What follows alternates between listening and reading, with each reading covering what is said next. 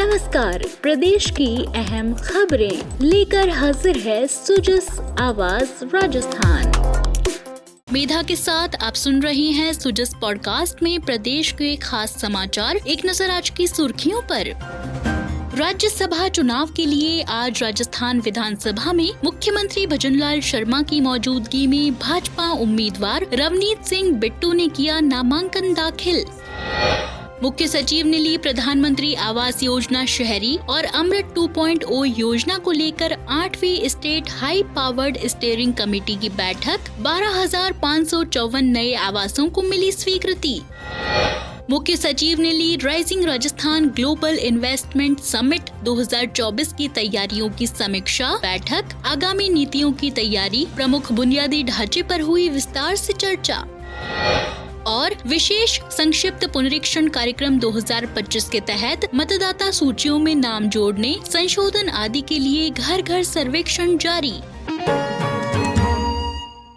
और अब सुनिए खबरें विस्तार से। प्रदेश में आगामी 3 सितंबर को होने वाले राज्यसभा उपचुनाव में भारतीय जनता पार्टी के उम्मीदवार रवनीत सिंह बिट्टू ने आज अपना नामांकन पत्र दाखिल किया। श्री बिट्टू ने राजस्थान विधानसभा में मुख्यमंत्री भजनलाल शर्मा की मौजूदगी में निर्वाचन अधिकारी और विधानसभा के प्रमुख सचिव महावीर प्रसाद शर्मा के समक्ष अपना नामांकन पत्र दाखिल किया। इस अवसर पर उप मुख्यमंत्री दिया कुमारी और डॉक्टर प्रेमचंद बैरवा सहित अन्य मंत्रीगण मौजूद रहे। इसी क्रम में आज विधानसभा में विधायक दल की बैठक में श्री बिट्टू का आत्मीय स्वागत और अभिनंदन किया गया। विधायक दल की बैठक को संबोधित करते हुए मुख्यमंत्री श्री शर्मा ने श्री बिट्टू को समस्त राजस्थान परिवार की ओर से विजय की अग्रिम शुभकामनाएं प्रेषित की। उन्होंने कहा कि मुझे पूर्ण विश्वास है कि वे न केवल राजस्थान अपितु समस्त राष्ट्र के सर्वांगीण विकास में अपना बहुमूल्य योगदान प्रदान करेंगे। साथ ही लोकतंत्र के मंदिर संसद के उच्च सदन में राजस्थान की आम जनमानस की आवाज को अत्यंत प्रभावी और सशक्त रूप से प्रस्तुत करेंगे।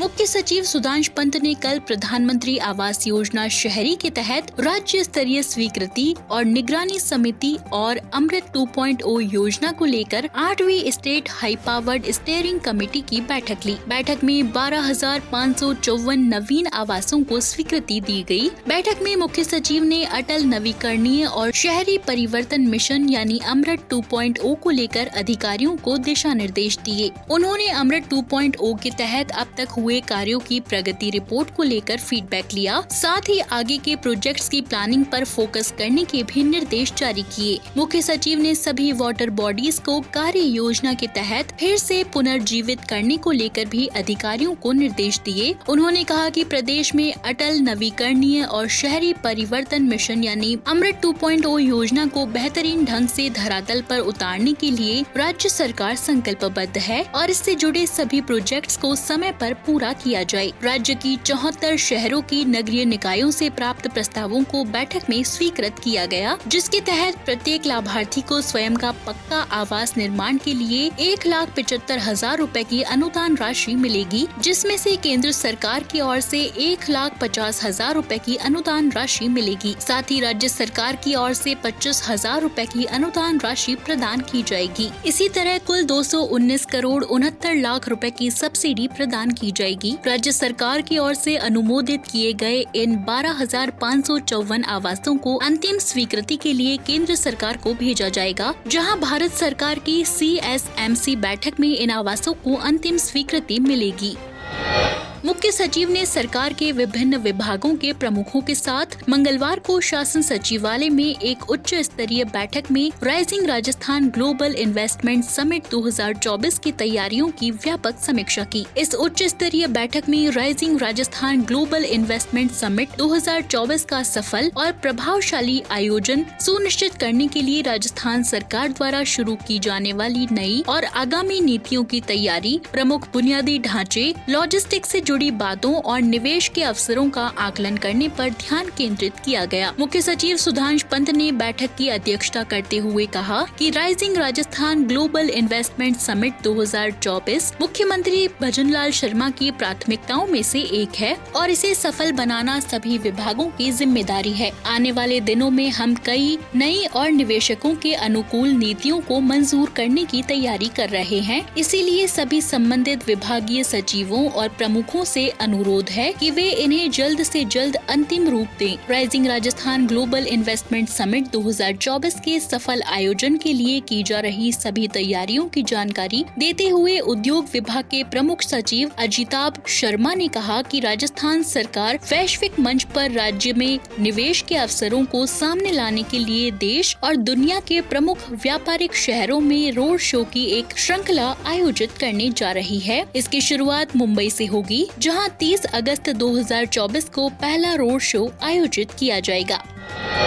बढ़ते हैं आगे। भारत निर्वाचन आयोग के निर्देश पर राजस्थान में मतदाता सूचियों में नए नाम जोड़ने, संशोधन करने और विसंगतियां दूर करने के लिए BLO द्वारा घर घर जाकर सर्वे करने का कार्य विशेष संक्षिप्त पुनरीक्षण SSR कार्यक्रम 2025 के तहत मंगलवार से शुरू हुआ। ये अभियान 18 अक्टूबर तक चलेगा। राज्य के मुख्य निर्वाचन अधिकारी नवीन महाजन की उपस्थिति में मंगलवार को आयोग के अधिकारियों के साथ वीडियो कॉन्फ्रेंसिंग के माध्यम से बैठक हुई। इसमें आयोग ने SSR 2025 कार्यक्रम की तैयारियों के बारे में विस्तार से जानकारी दी। अभियान के दौरान मतदाता सूचियों और पहचान पत्रों यानी एपिक कार्ड में त्रुटियों के संशोधन के साथ ही नए नाम जोड़े जाएंगे। इसमें नाम, पते और फोटो के आधार पर मतदाता सूचियों में दोहरी प्रविष्टियों को हटाया जाएगा। श्री महाजन ने अपील की है कि 1 जनवरी 2025 को 18 वर्ष की आयु पूरी करने वाले सभी युवा इस अवधि के दौरान वोटर हेल्पलाइन ऐप के माध्यम से अपना नाम मतदाता के रूप में दर्ज करवाने के लिए आवेदन करें। वे घर घर सर्वे के दौरान BLO से भी संपर्क कर सकते हैं। आम मतदाता भी अपने पहचान पत्र और सूची में विसंगतियों को दूर करने के लिए BLO के माध्यम से आवेदन करें। घोषित कार्यक्रम के अनुसार 18 अक्टूबर तक घर घर सर्वे का कार्य होगा। इसके आधार पर मतदाता सूचियों के शुद्धिकरण के बाद 29 अक्टूबर को मतदाता सूचियों के प्रारूप का प्रकाशन किया जाएगा। इन प्रारूप सूचियों पर दावों और आपत्तियां 28 अक्टूबर तक प्राप्त की जाएंगी। इसके आधार पर विसंगतियों को दूर करते हुए मतदाता सूचियों का अंतिम प्रकाशन 6 जनवरी 2025 को होगा।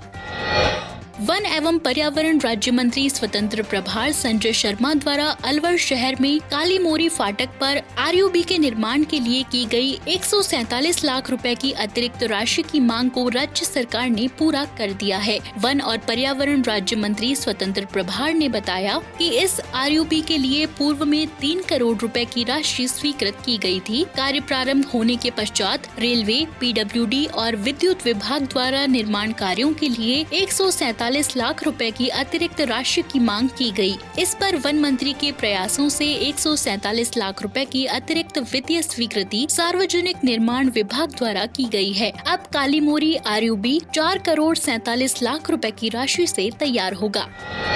मुख्यमंत्री भजनलाल शर्मा की पहल और चिकित्सा मंत्री गजेंद्र सिंह खीवसर के निर्देश पर संचालित शुद्ध आहार मिलावट पर वार अभियान जारी है। इसी के तहत जयपुर के सवाई मानसिंह अस्पताल के बाहर फूड वेंडर्स के यहां निरीक्षण कार्रवाई की गई। खाद्य सुरक्षा आयुक्त इकबाल खान के निर्देशन में चिकित्सा शिक्षा विभाग, SMS अस्पताल प्रशासन, खाद्य सुरक्षा विभाग और नगर निगम ग्रेटर की विजिलेंस टीम द्वारा संयुक्त कार्रवाई की गई। अतिरिक्त आयुक्त पंकज ओझा ने बताया कि कार्रवाई के दौरान SMS अस्पताल के बाहर लगे फूड वेंडर्स के फूड लाइसेंस आदि चेक किए गए, जिसमें गंभीर अनियमितताएं मिली। नगर निगम द्वारा सड़क और फुटपाथ पर अतिक्रमण कर व्यवसाय करने पर सामान जब्त किया गया और चालान की कार्रवाई की गई है। केंद्रीय खाद्य और सार्वजनिक वितरण मंत्री प्रहलाद जोशी ने कल शाहपुरा के नाथावाला ग्राम पंचायत में जन पोषण केंद्र का वर्चुअल उद्घाटन किया। इस मौके पर प्रमुख शासन सचिव भास्कर ए सावंत ने बताया कि जन पोषण केंद्र का उद्देश्य उचित मूल्य दुकानदार की आय में वृद्धि करना, जनता को पोषण के प्रति जागरूक करना और पोषण पदार्थों की उपलब्धता सुनिश्चित करना है। उपायुक्त आशीष कुमार ने बताया कि बाल्यावस्था से ही पोषण पर ध्यान दिया जाना चाहिए। क्योंकि पोषण पर किया गया खर्च बीमारियों से बचाता है। जिला रसद अधिकारी जयपुर ग्रामीण श्रीमती अनुराधा गोगिया ने बताया कि जयपुर जिले में 15 उचित मूल्य दुकान जन पोषण केंद्र के लिए चयनित की गई हैं। तो आज के पॉडकास्ट में इतना ही। मेधा को दीजिए इजाजत, कल फिर होगी आपसे मुलाकात। तब तक के लिए नमस्कार।